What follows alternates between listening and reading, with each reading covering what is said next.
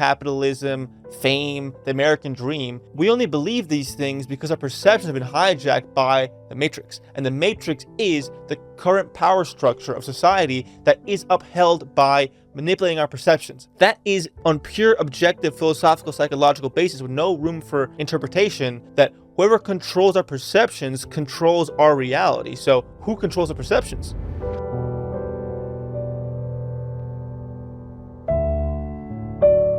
Hello everyone, welcome to a solo episode of the New Age Sage podcast.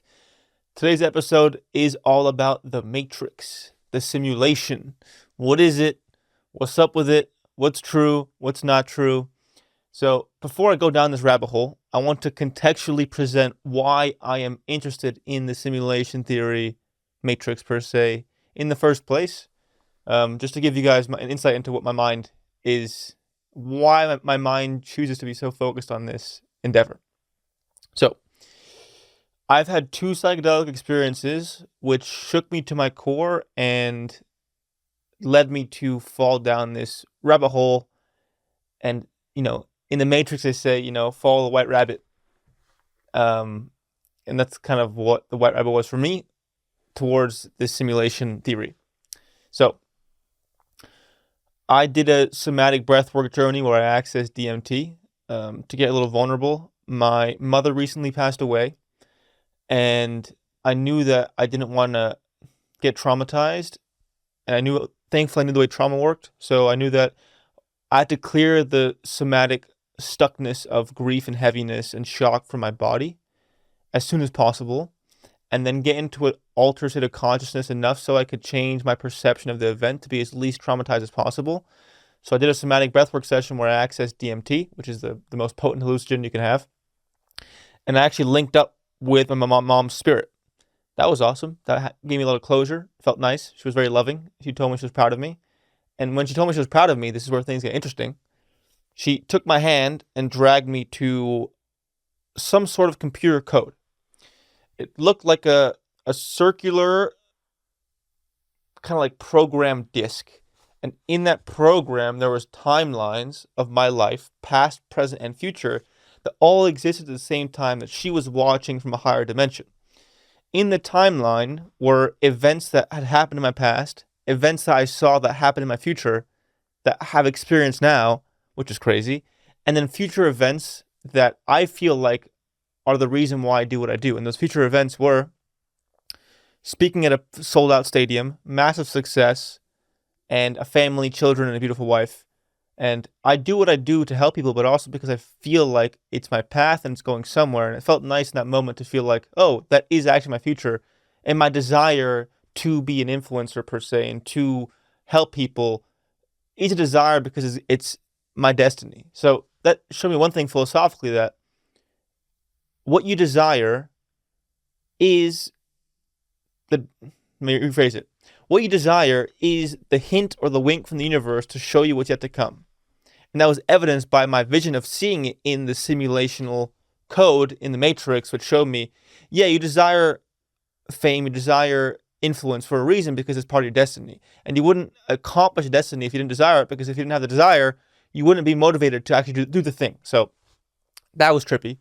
But to explain it all, what I left that experience feeling like was, okay, there in a higher dimension, there is a computer program, there's a program that looked digital, that has a blueprint of my exact life, past, present, and future, that exists in and of itself, that I then fell into out of the experience. So that led me to believe there is a programming that each of us have in this experience that we project into.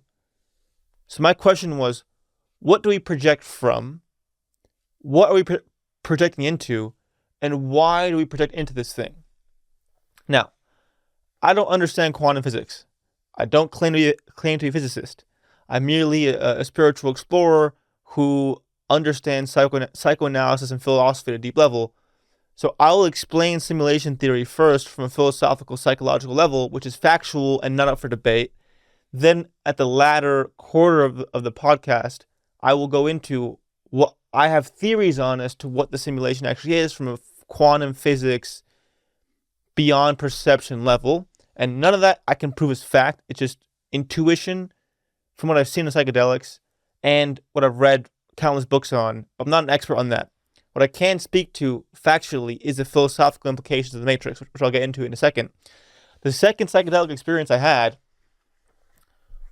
was I took mushrooms. This one's more simple. I took mushrooms, and everything I saw became binary code. It was 1 zeros, some things had more numbers, and every object looked like it was basically digital information that was decoded by my perception as physical reality. So I saw ones and zeros, I saw numbers, and then those numbers suddenly became physical objects, which showed me that to some level, my brain is decoding binary code to perceive it as physical matter. And that psychedelic experience showed me that, which opened my eyes to, okay, what if our brains are basically an interface computer that's decoding binary code in the simulation as physical reality? So I left both those experiences being like, okay, there's a pre-programming existing in our experience that we have a program that we experience that's already set. Okay, that seems like some kind of character arc in the video game per se, and our brains are decoding binary code to experience physical reality, which makes me feel like physical reality isn't real until we perceive it. So that combination, the fact that there is a pre-programming, physical reality isn't really physical, it's just we perceive it that way because we decode binary code or energy or quantum, whatever. So that was my awakening into the fact that life isn't just concrete. It's not just objective reality. There's stuff beyond this that this dimension is fucking trippy. And we can't understand that fully if we're just stuck in the physicality of it. And there's still wisdom in being stuck in the physicality because the physicality is the human experience, but we're also existing beyond the human experience at the same time. It's all complicated. So I will present my theories on that part of the side of things towards the end. If you're just interested in what I have to say about the actual esoteric simulation side of things, go there. Where I'll begin, for anyone who's watching this to understand the Matrix, I'm going to begin with logically, factually, and philosophically how the simulation exists. So anyone watching this, no matter what you believe in, if you're an atheist, agnostic, Buddhist, Catholic, Christian, Islamist, whatever you believe in, this portion of the podcast will open your eyes to the fact that we live in some sort of simulation, some sort of matrix. And let's first begin with what I mean by that. So if we unpack what matrix or simulated reality is this is where I'll begin with. Okay. Let's start on a common ground that's factually proven, right? Our experience of reality is dependent on our perception of it. Therefore, our perceptions of reality dictate the reality. For example, let's use a polarizing figure here. Taylor Swift, okay? Taylor Swift, the archetype or the person or the projected image of Taylor Swift is just Taylor Swift. Blonde, country girl, mainstream artist, right? A 12-year-old girl who's obsessed with her and sees her as a savior will see a god. Will see this beautiful woman who exemplifies and embodies the freedom and liberation of women in artistry and beauty. A man who's more conservative leaning looks at Taylor Swift and sees a mainstream media demonic puppet who's married to a Pfizer-loving nincompoop. Okay? So you have Taylor Swift, you have a 12-year-old girl looking at a god, and you have a conservative male who's 40 looking at a demonic figure who upholds the current power structure. So our experience of one person isn't the actual person. It's a perception of the person based on our own perceptions, rooted in our own ideologies, rooted in boxes of political ideology or mainstream media ideology that we've been brainwashed to believe. Okay, so our perception of a figure is dependent on our preconceived notions we bring to the person at question.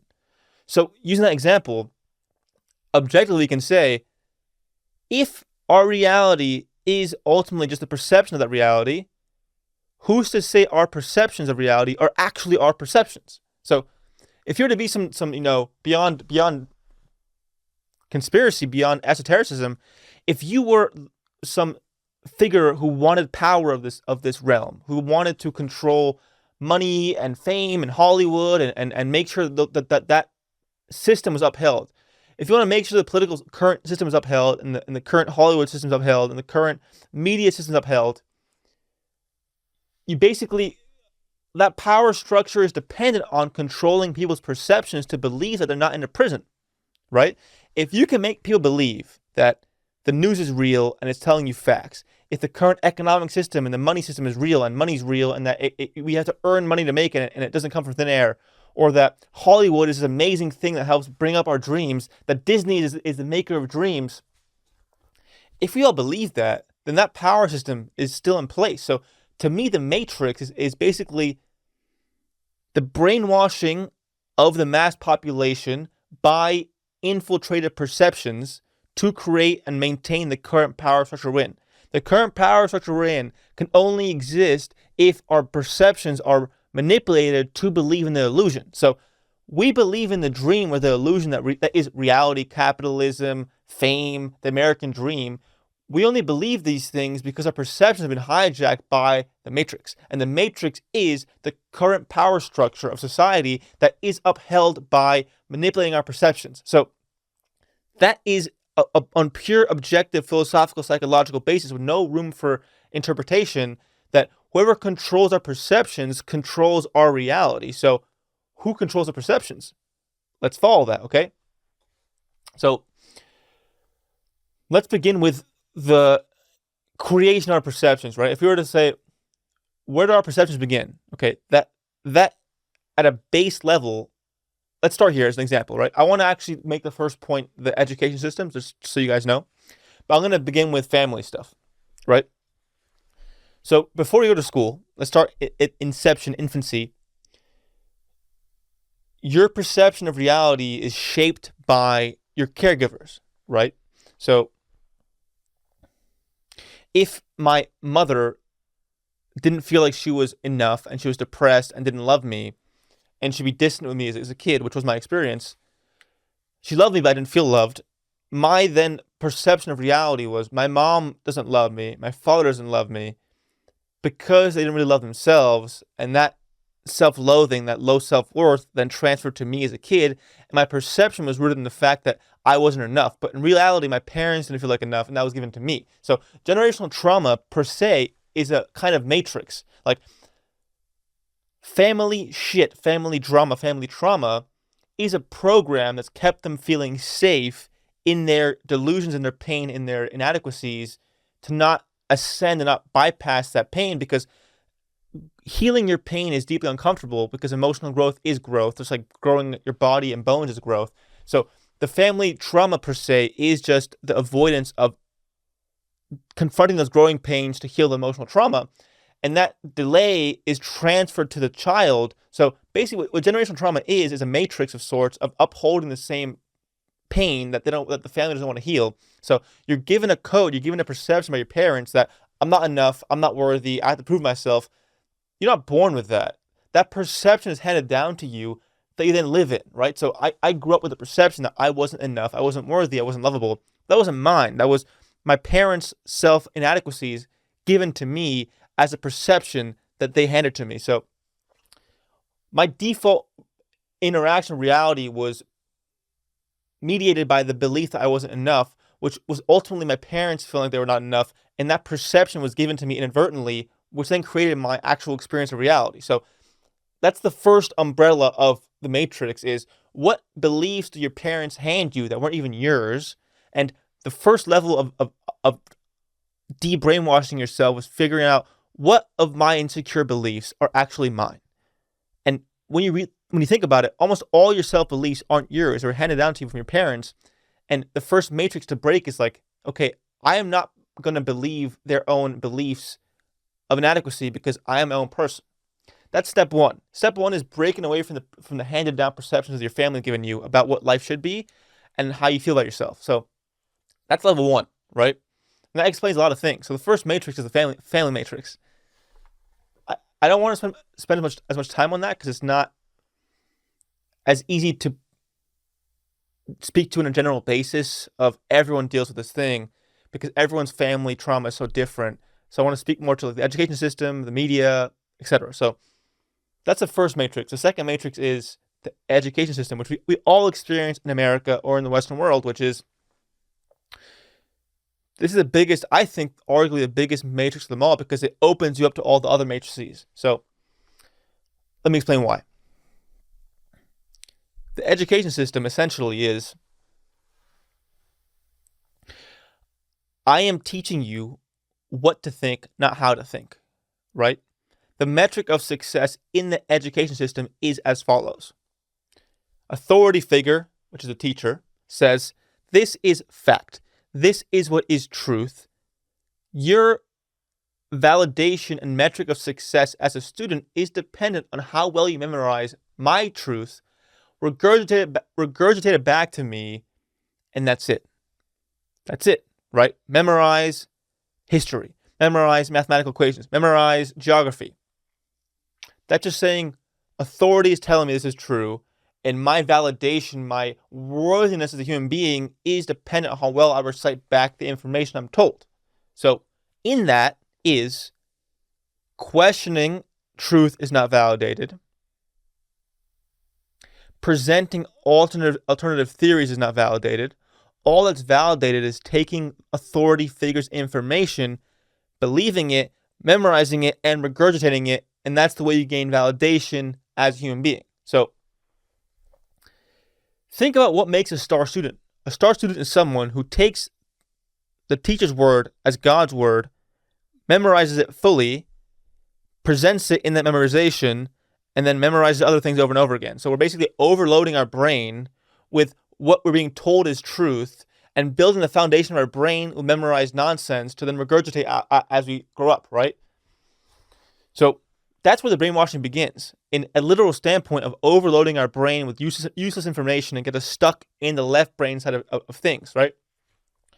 Breaking down neuropsychology for a second, our brain is split into left brain and right brain. The left brain is basically a part of ourselves that memorized information has to justify our existence and safety by knowledge, by logic, by having to fix things, right? Like the left analyzes problems and fixes them. The right brain is more so holistic presence, love, not having to fix things, accepting things, connecting dots, seeing all the patterns, feeling into them and connecting the dots. The left brain is just the dots. I see dot, this dot is fact, and this other dot presents conflicting information, but I don't want to look at it, I want to look at this dot. So the education system basically makes us stuck in the left brain of just needing fact and logic to analyze anything without taking space to feel the heart and connect the dots from different ideologies. That's the right brain. So the education system gets us stuck in the way of thinking that is, I can only feel validated if I make sense of life from just a factual one data point standpoint and get stuck on that data point as a matter of safety. That's the first step. That's the first step of the matrix, is that like my safety is dependent on a piece of logic that makes me feel safe. That's what school made us. Our school made us fall into that way of thinking, that way of analyzing the world and interacting with the world. So that's the first no-no. But secondly, if we're basically told from a young age that we have to listen to authority and believe whatever they say, and not only believe it, but memorize it, and that will position ourselves in a social hierarchy, that's a lot, right? And that doesn't go away. That authority figure becomes the government, the media, religion, the Pope. That wiring of my worthiness of a human being, my position on the social hierarchy, is dependent on my regurgitation of what I perceive to be fact. That is the beginning of all this bullshit. So I'll speak to my experience in higher education before I extrapolate on that concept. I went to an Ivy League college. Woo, I'm so smart, aren't I? Those people were literally some of the dumbest people I've ever met in my life because they had no right brain. I can present this through the pandemic, right? This is my... You know what? I'll go there in a second. My experience in higher education was very much so. You have basically in the school, I went to Brown, you have the highest IQ people in America, all IQ, doesn't mean much, all in a class together, right? And they're basically all competing and depending their worthiness and whole self-worth and validation on who out of this class can memorize what one person says the best and repeat it the best. So who's the best robot? Literally, like, who's the best at not questioning information and presenting just regurgitated nonsense? That was my experience. And my school was also super, super, super left-leaning, which for me, I'm not saying I'm using that as an excuse to be, a Republican, but what ended up happening is that if I ever questioned the information that was fed to me that denounced the leftist structures, I was then demerited as a student. So I was in a media class that was taught by a transgender professor. And I kid you not, whenever a student presented a question that she perceived as racist, sexist, transphobic, misogynistic, which was almost anything slightly deviating from her worldview, she would get so triggered to leave class and cancel class. And then if you wrote an essay that had any ideology that deviated from the trans narrative, you were failed. So her class was basically, it was a media class. It was like how well, her grading rubric was basically, I want you to interact with the media, movies, TV, video games, and recount that experience in a way that makes me feel validated in my own existence as a trans person. So every single essay had to be written in a way to validate her trans existence, to make her feel like she was worthy and not insane. So we literally watched The Matrix, the movie, and I was like, whoa, this is talking about fucking all kinds of stuff about perception, ideology, meaning. And then I got 38% on the essay, a 38%, and I'm a good writer. I was getting straight A's at that point. I got 38% because I didn't talk about the trans experience of being a woman with 4 penises. So that I'm saying that because that is that way of thinking at its finest, is that I'm a teacher. I want to basically make sure that what I say is God's word and you repeat it back to me in the same exact way, and I validate you on basically repeating nonsense. And this is the highest education. This is a top 5 college in the world. Top 10, I don't know. It's a very good school. And that was every class I was in, beyond one. One professor was actually a gangster, and he made us question our own beliefs, and we were graded on basically defending our positions through having to include severe counter-arguments, which was awesome. And it was about politics, so he encouraged deviating from the norm in our perception of reality. So he taught me how to think. 1 out of 32 professors I had taught me how to think. The other 31 told me what to think, and if I didn't repeat what they told me to think, I was failed. So the highest educational institution, one of the highest in the world, creates the next generation of elites by literally saying your entrance into the work world, into the workforce, going into BlackRock, Goldman Sachs, Citibank, BCG, different high-level consulting groups, Palantir, your entry into these elite institutions is dependent on how well you repeat our information by rote and not question what we're telling you. That's the beginning of the Matrix. The beginning of the Matrix is your professors in higher education telling you, don't question my ideology, repeat it back to me as exactly I say it. So we're unconsciously wired to believe that authority figures tell us what we have to know, we can't question it, and we repeat it. That's the Matrix. That authority figure transfers to media, pharmaceuticals, the health industry, our family. Like, when we're told what to think, not how to think, that's the Matrix. Our perception creates reality, and we're not allowed to question those perceptions. We are stuck in the Matrix unconsciously because we're stuck in someone else's perception of what reality should be. The only way you break from the Matrix is realizing I control my perceptions. And you do that by saying, what perceptions aren't mine? Is the perception that a man with a penis dressing as a girl is a woman, is that my belief? Or am I being brainwashed to believe that because I was told to believe that, because if I didn't believe that, I'm problematic? So that's the inception of this Matrix, is within the education system. So now let's move to the next topic, which is mainstream media and the scientific establishment. So why I began with the education system as the point I just made is when our brains are developed by the logical sequence of authority figure tells me what to think, I then have to repeat what he thinks without questioning it for my progression as a student.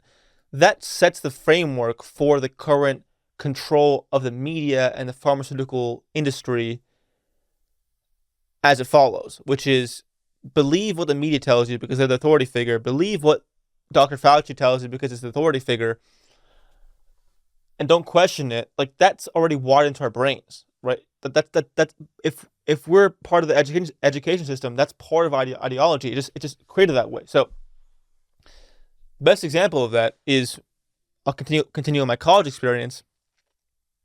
I had my spiritual awakening at 21, and that began with it was my last year of college, and that began with basically realizing that none of what I thought was actually my thought.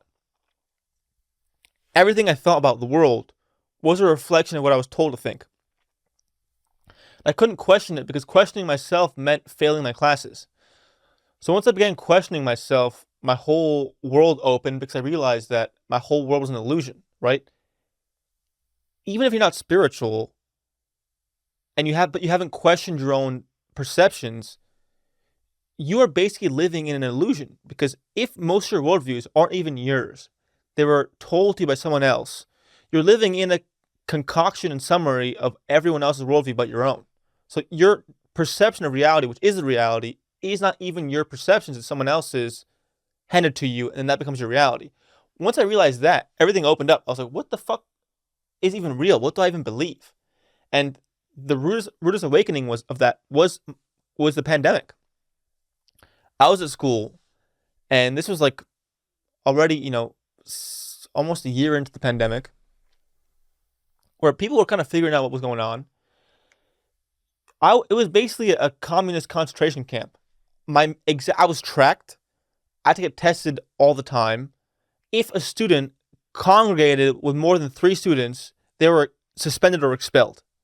Like, it was literally a prison. And what opened me up was you had supposedly the smartest people in the world who were young and healthy, wearing 3 N95 masks and sprinting to get a booster, right? So that's when I realized, like, there's enough data coming around that the pandemic doesn't pose a risk to your health as a young person who's healthy, but you're still wearing 3 masks and running to get a booster. How do I explain that? Like, what is that? How does that happen? That opened my eyes. Basically, it's like, if you're part of the matrix. So, for example, this matrix which was my college. I left school. I graduated, but I left campus because I just couldn't partake in it. And that only happened because I had a buffer. There was a buffer between me and the world. I saw the news, and it didn't feel right. I was like, okay, they're wanting to get me to believe something by being afraid, which is not usually a good thing. Okay, let me take a step back. Let me read other people's perspectives. Let me read Robert Kennedy. Let me read Dr. Peter McCullough. Let me read alternative scientists who are presenting real data on how this is not what the truth. I saw the truth, and I was like, okay, I'm not doing that, right? But the only thing that let me get there was a buffer being like, is this perception that's wanting to be implanted in my consciousness, is it true? And realizing I have a choice. I'm not going to download information just because it's what the powers that be may tell me. I have a choice, and that choice is reflective in the buffer I've taken, taking a step back and studying different alternatives. So that's the first step of the way the matrix works. The matrix is, if you're part of the matrix, it's like mainstream media is part of the same endeavor that exemplifies the authority figures I have to believe and trust and memorize to then repeat their information to seem validated. So another level this manifests is through matrix agents. So what I mean by that is that the people who are absorbed into the matrix, which means they went to college, they trust the New York Times, they trust elite institutions, and this can also be true for people who only watch Fox News, who went to a Catholic school. if you're in that matrix of belief systems that the authorities tell you what to think and you have to repeat it, you become a matrix agent, which means that if you're brainwashed, if your perception of reality is just the perception of the matrix, CNN, New York Times, Fox News, Catholicism, elite education, you end up becoming a fighter for that army. Because a person who, for example, the person I was when I told my friends, you're breathing in carbon dioxide and toxic air, you're gonna probably get sick from these shots. I then was basically an enemy to them because I questioned their narratives. And their narratives are basically, it's not the narrative, it's their whole worldview. And it's basically their whole system of interacting with the world.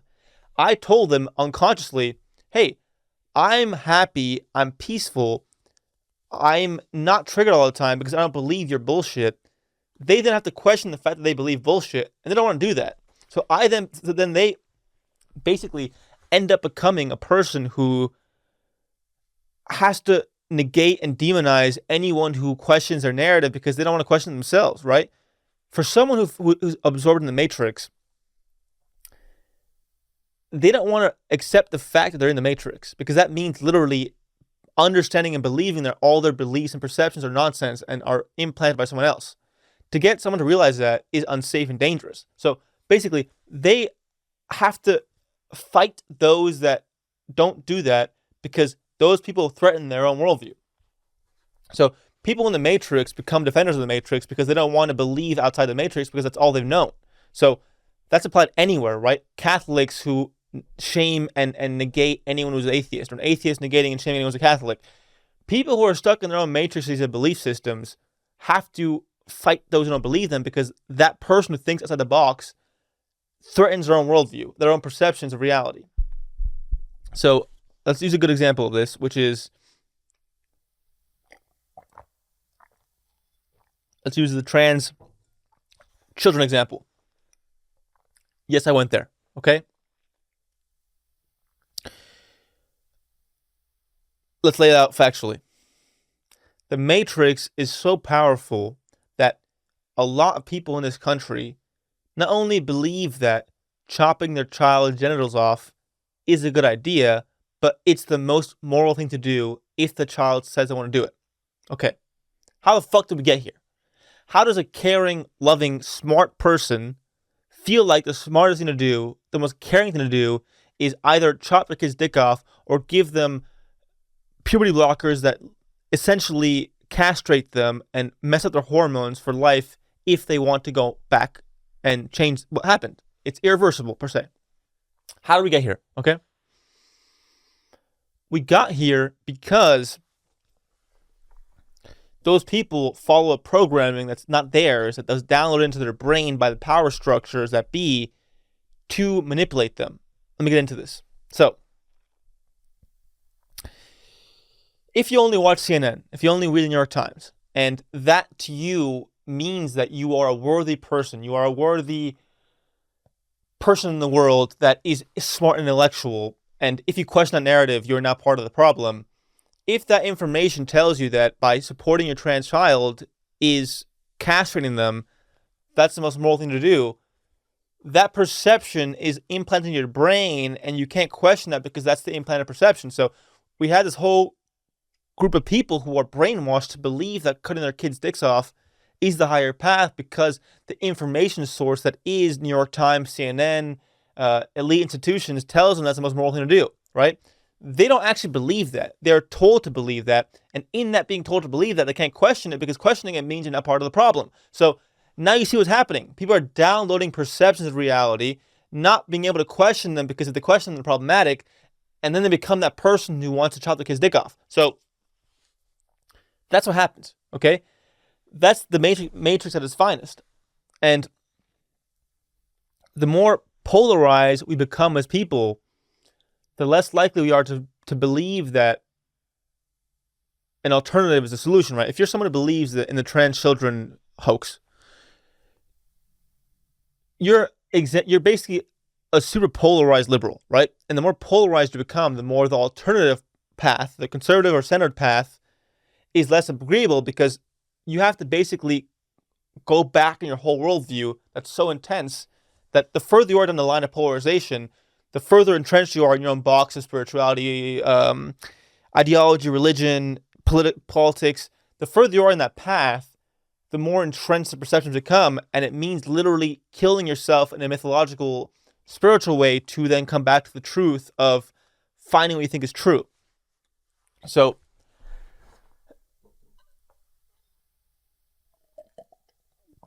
the way this works also deeper is the way we get stuck in these ideologies is that the matrix plays off and manipulates our emotional triggers. So let me explain that. The people who believe in transitioning the young children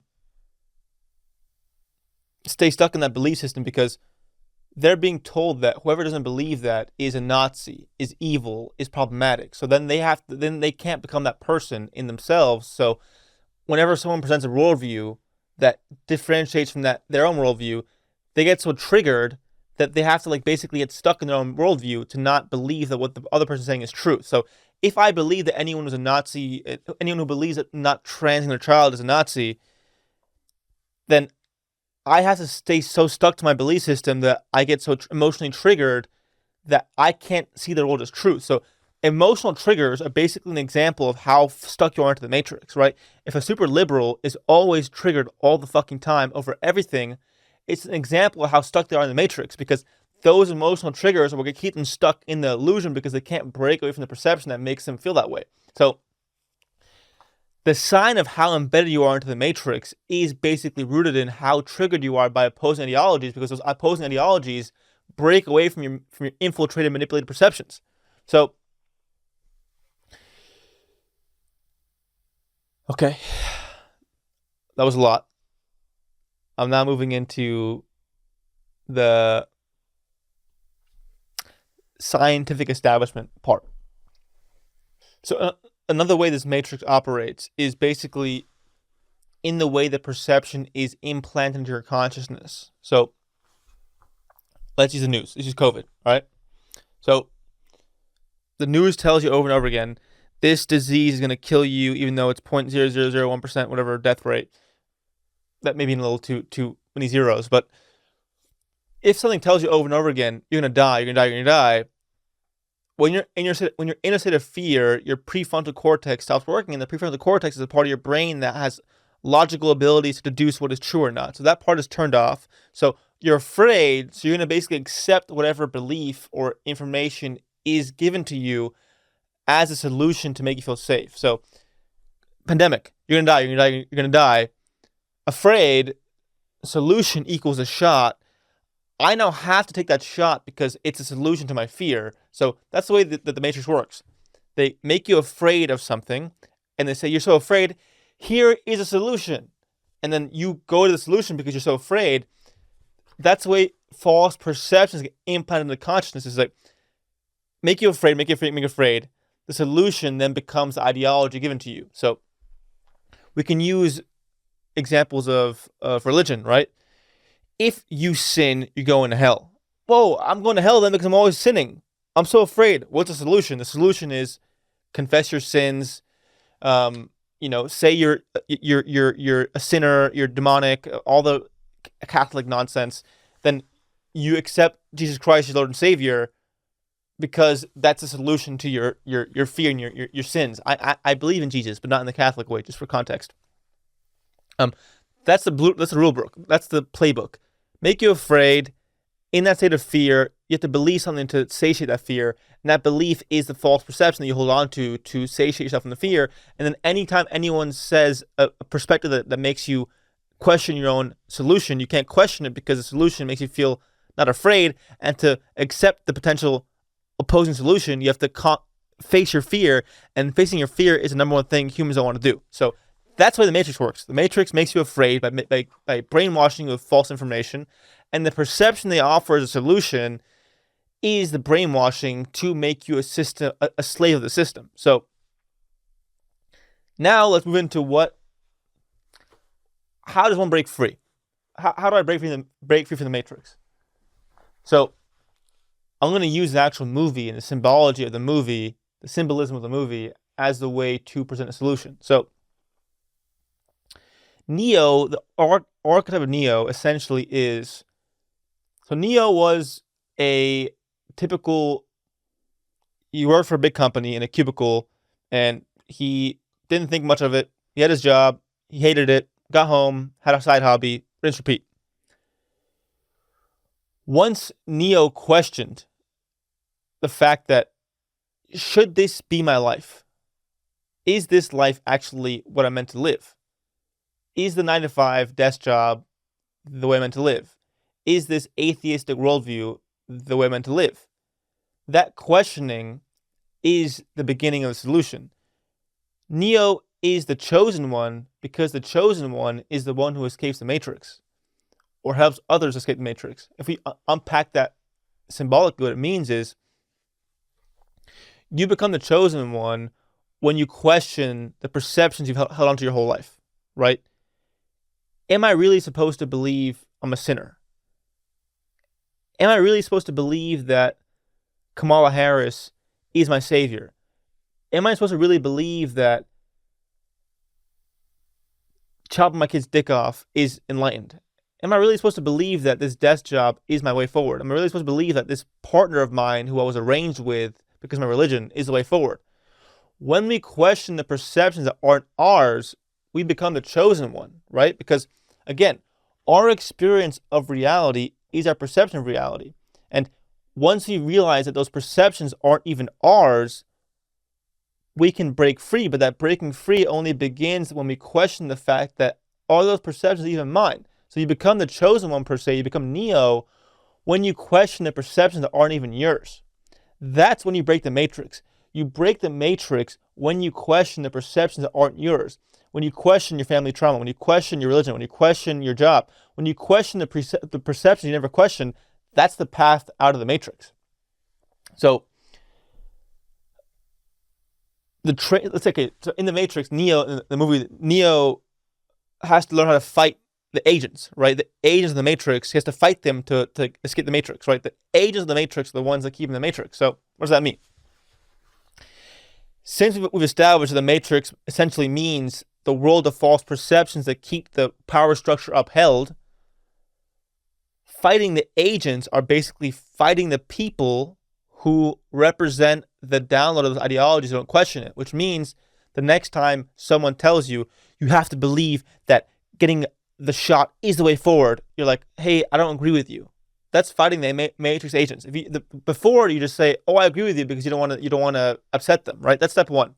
So deeper, then it's actually fighting the Matrix agents is essentially fighting your own false perceptions, right?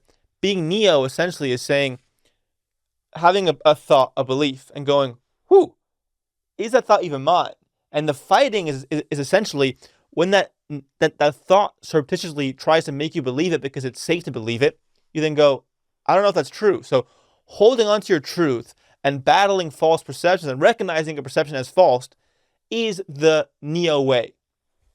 So the way to defeat the Matrix, which is the perceptions that the Matrix makes you believe to uphold the structure, the power structure, the way to defeat it is essentially questioning any perception you have that you feel like isn't yours, finding the truth, and not listening to people who want to bring you back to their own worldview. So if you're leaving the matrix of Catholicism, that means questioning the belief that, am I a sinner? And then if a friend comes and says, you're demonic, you're not going to go to heaven, being like, I'm not going to agree with you for a second so I can actually see this is true.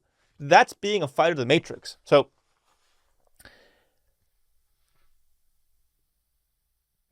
before I move on to the more esoteric portion of the podcast,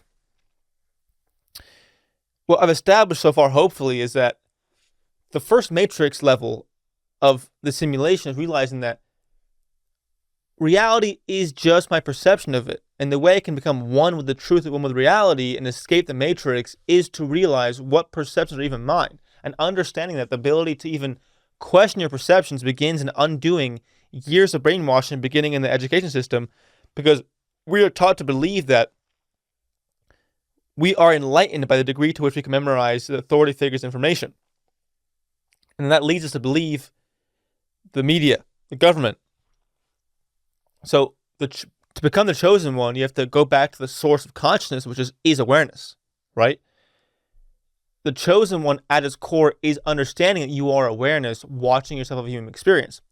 And when you watch your perceptions from a neutral standpoint, you can see this isn't even real. This is a perception of reality. It's not reality. So that begs the question that how can we realize what even is reality? And what I can recommend and offer is the way to discover what's true and what actually is reality, what is our experience of it, is by denouncing everything it's not, right? My reality is not that of CNN. My reality is not that of Catholicism. My reality is not of what my mom wants or dad wants me to believe. My reality begins with me accepting that those things aren't me, right? Information that isn't mine coming my way isn't me. I am that which watches those things come my way. I can choose to say, accept it. Is that true? And I can investigate that and then come to my conclusion. So we are always going to have some false perception implanted in our brain. Sadly, we're always going to partake in some level of the matrix. The journey essentially is catching each belief that isn't yours when you notice it and then investigating what the truth is. That's what I'm here doing my whole life, is saying, okay, that doesn't seem true. What's actually true? And how can I help others see that's true? And validating what I'm saying. Don't take what I'm saying as truth. Question what I'm saying. Question everything, because when you question everything, you're disallowing perceptions that aren't yours being implanted into your consciousness and creating a whole reality that isn't yours. Most people are living a reality that isn't even theirs. It's a reflection of false perceptions being implanted in their brains by family trauma, the education system, hospital bullshit, misinformation, religion. We're not even experiencing what's true because our reality is the perception of reality, that perceptions aren't even ours. So the journey per se, the spiritual path, is realizing that I am in charge of what I accept in my life as truth. And I have to question everything I've accepted as truth, which ends up not being truth because it was implanted in my brain. So that's the matrix. Now, for the last portion of this podcast, my brain is already fried from how much I've said already. But so these are my theories beyond the philosophical, perceptional standpoint. So again, I'm not a physicist. This is theory. This is me being a podcaster, spitballing. I'm just yapping. I'm not the smartest when it comes to physics. I am smart when it comes to philosophy and questioning reality. This is me questioning reality. I'm just questioning, okay? I don't know this is truth. This part especially. This is all theory. Okay. So, it is established, to my understanding by quantum physics, that reality is only experienced once it's observed, right? That's been proven, right? Like, if I'm not looking at that door, the door doesn't exist. Things only exist when they're perceived. What does that mean, okay? If things only exist when they're perceived, it means that, to some extent, we know that matter is just a frequency. It's a wave. It's an energy, right? And it only becomes particles, which is matter, when it's observed. Okay, so what does that mean? That things are frequency and energy and aren't matter until I perceive it, and then that energy becomes a particle. Okay, what?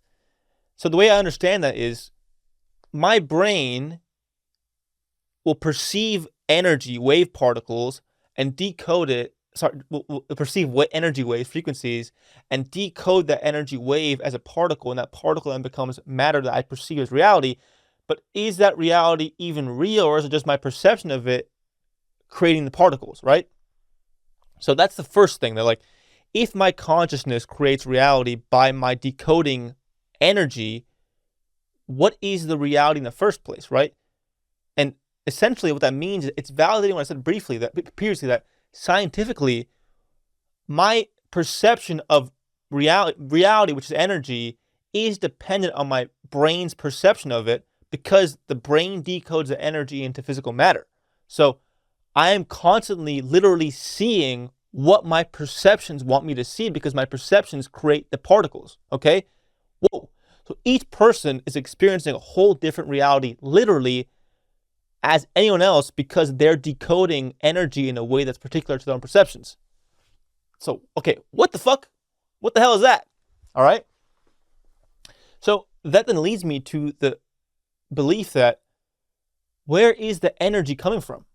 Where is this waveform part? Where are they coming from? Like what's projecting here? Like, if this isn't actually real, if it was real, I wouldn't have to decode it into physical reality, right? It just would be reality. So the fact that my brain's decoding waves to create atoms to then perceive it and interacting with that reality to create my reality, why isn't it just reality? Okay, so like there has to be something this energy is projecting from, right? So if life isn't even real, it's just energy, what the fuck is real? That's where my questions begin. If I only perceive matter by decoding into particles from energy, I'm literally decoding a dream because it's not real. That's my first question, right?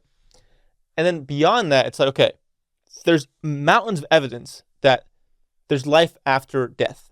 And there's numerous psychiatrists from the University of Toronto, Harvard, Stanford, who studied both past life regressions where they'll have a psychiatrist do hypnosis and they'll get actual children who vividly remember a past life. And they'll validate it by saying, the kid's saying, hey, I buried this thing in a past life in this attic. And they go to the attic and the stuff's there, okay? So why I'm saying that is that there's evidence that past lives exist. So we reincarnate. Now, what that asks the question, what reincarnates, firstly? Like, what is actually reincarnate? What's the constant that reincarnates beyond the human body, firstly? And if we reincarnate, what's the jumping point, right? If we jump from somewhere, what's that jumping point? And what are we jumping into, right? So like, that's another question, right? I die, the essence, the soul, whatever, goes somewhere, and that somewhere leads me to then choose to come back in a different body. So is that the source? Is where we go after, is that the source, right? Is that what's projecting this reality, right? Like, is my soul some higher intelligence that chooses to have an experience? So I'll put it this way, okay? Right now, let's say VR gets somewhere in 10 years where, let's use it now, right? VR goggles, at the highest level, people will literally fall over, fall into walls. Like, it's so vivid that we can feel like I'm experiencing a whole different reality, okay? But why? Why would someone want to experience a virtual reality within a reality? Why would someone want to experience a dream within the dream, right? And it's because I want to have, for example, let's say I'm a nerd virgin, and in the virtual reality, I can be this hotshot getting girls. Why wouldn't I want to experience that? So it's like, okay, who's to say that this reality isn't some virtual reality that some higher version of myself wants to experience to gain something to come back with, right? If that virgin nerd gains confidence from that video game and comes back and is like, oh, I can go get a girl in reality, who's to say that, like, the source version of me wants to experience life as me now to learn something to bring back to the source? So that's a question I have, is that it makes sense to, like, we have to be jumping from somewhere into somewhere. So that's the first thing. Like, this simulation per se has to not be real, because if it was real, then I would die. But I can't die because I reincarnate. There's a lot of questions here. There's enough questions for me to be like, this has to be some level of simulated reality, because it's not the source. Because I can keep coming back. If I can keep coming in and out of the game, it's not the source, right? If I can keep taking off the headset, right? We know VR is not reality because I can take off the headset. If I can take off the headset of this reality and reincarnate, then it's not real. So I'm being pushed into something that's not real. So it has to be some little of simulation or matrix. Okay.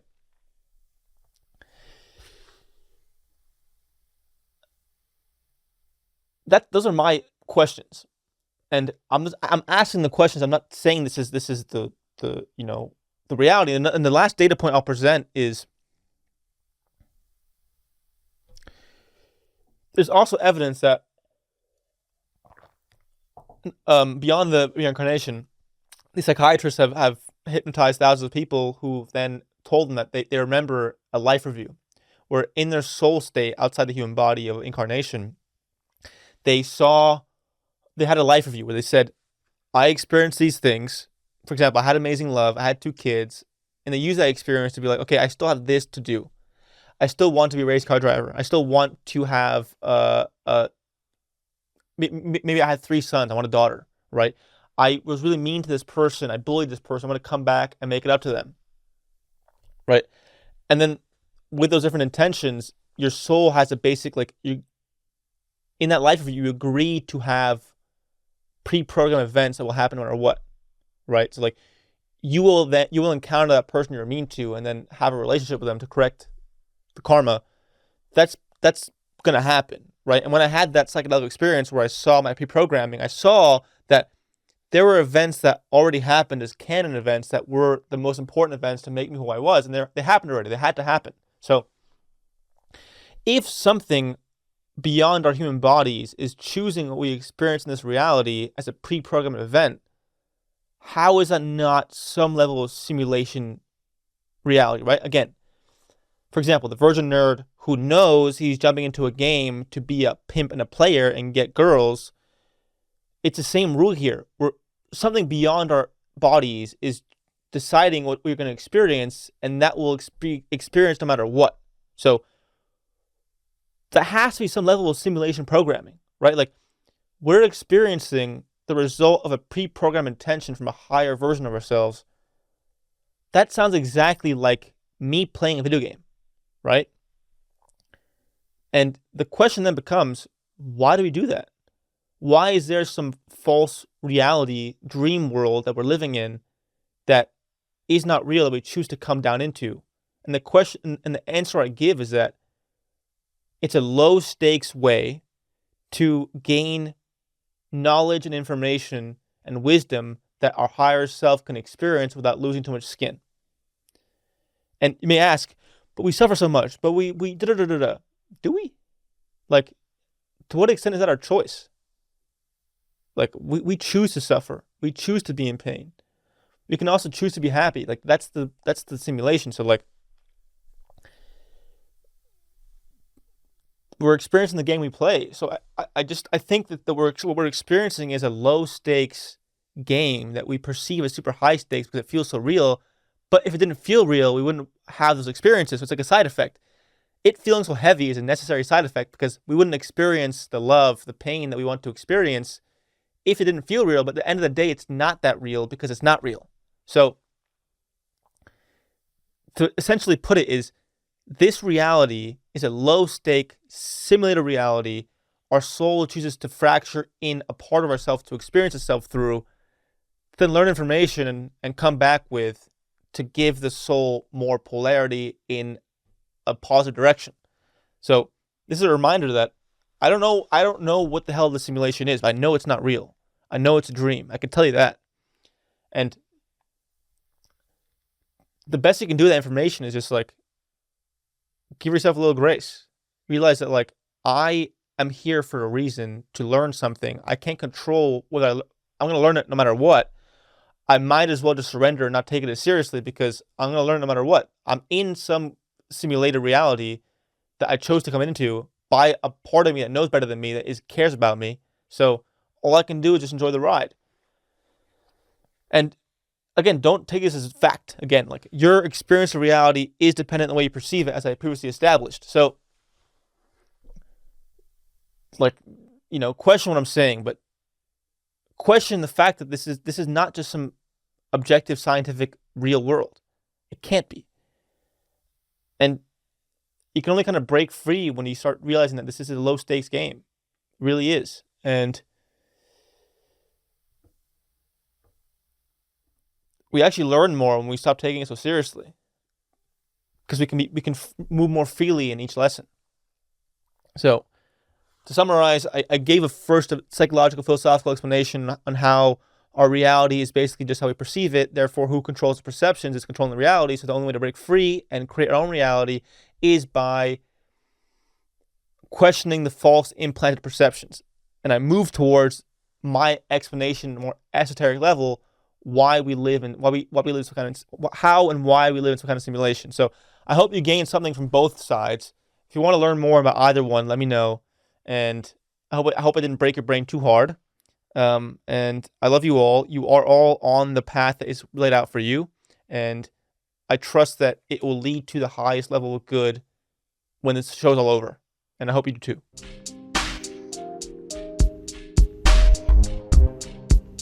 I hope you enjoyed that video. If you want to watch more content, please click this video right here and don't forget to subscribe right here. Thank you.